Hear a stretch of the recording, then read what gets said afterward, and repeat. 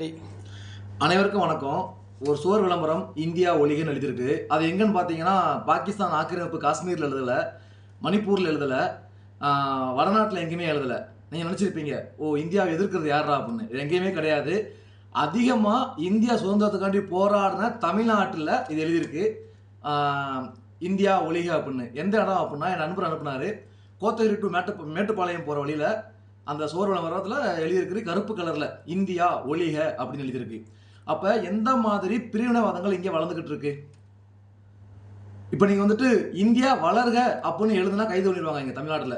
அந்த அளவுக்கு தமிழ்நாடு நிலைமை இருக்குது. நீ இந்தியாவுக்கு எதிராக நீ கோஷம் போட்டால் நீ மட்டும் தமிழ்நாட்டில் வாழலாம்.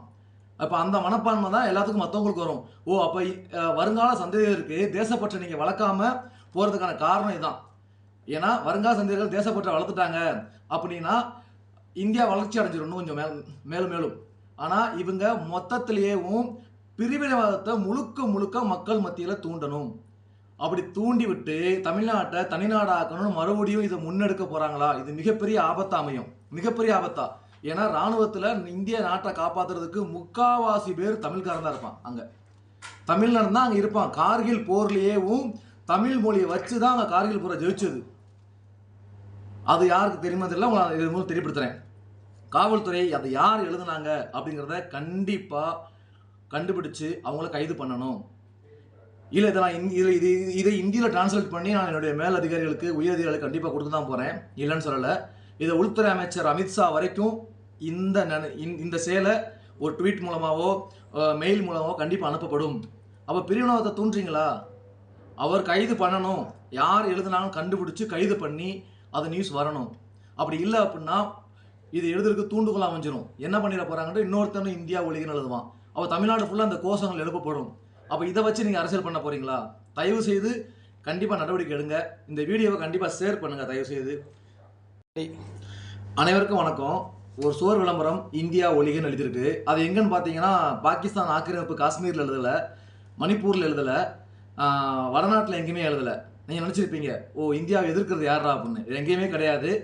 அதிகமாக இந்தியா சுதந்திரத்துக்காண்டி போராடின தமிழ்நாட்டில் இது எழுதியிருக்கு, இந்தியா ஒழிக அப்படின்னு. எந்த இடம் அப்படின்னா, என் நண்பர் அனுப்புனார். கோத்தகிரி டு மேட்டுப்பாளையம் போகிற வழியில் அந்த சுவர் விளம்பரத்தில் எழுதியிருக்கு, கருப்பு கலரில் இந்தியா ஒழிக அப்படின்னு எழுதியிருக்கு. அப்போ எந்த மாதிரி பிரிவினைவாதங்கள் இங்கே வளர்ந்துக்கிட்டு இருக்கு. இப்போ நீங்கள் வந்துட்டு இந்தியா வளர்க அப்படின்னு எழுதுனா கைது பண்ணிடுவாங்க இங்கே தமிழ்நாட்டில். அந்த அளவுக்கு தமிழ்நாடு நிலைமை இருக்குது. நீ இந்தியாவுக்கு எதிராக நீ கோஷம் போட்டால் நீ மட்டும் தமிழ்நாட்டில் வாழலாம். அப்போ அந்த மனப்பான்மை தான் எல்லாத்துக்கும் மற்றவங்களுக்கு வரும். ஓ அப்போ வருங்கால சந்ததியருக்கு தேசப்பற்றை நீங்கள் வளர்க்காம போகிறதுக்கான காரணம் இதுதான். ஏன்னா வருங்கால சந்ததியர்கள் தேசப்பற்றை வளர்த்துட்டாங்க அப்படின்னா இந்தியா வளர்ச்சி அடைஞ்சிடும் கொஞ்சம் மேலும் மேலும். ஆனால் இவங்க மொத்தத்திலேயேவும் பிரிவினைவாதத்தை முழுக்க மக்கள் மத்தியில் தூண்டணும்.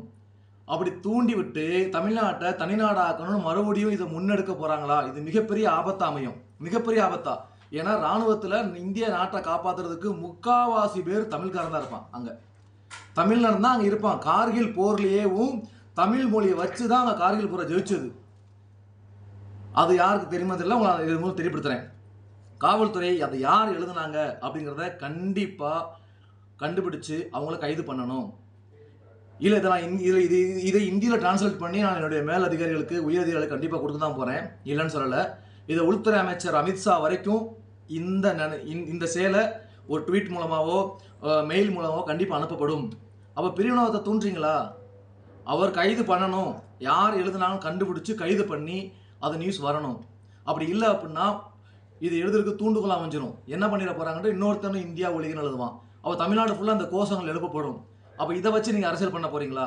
தயவு செய்து கண்டிப்பாக நடவடிக்கை எடுங்க. இந்த வீடியோவை கண்டிப்பாக ஷேர் பண்ணுங்கள் தயவு செய்து.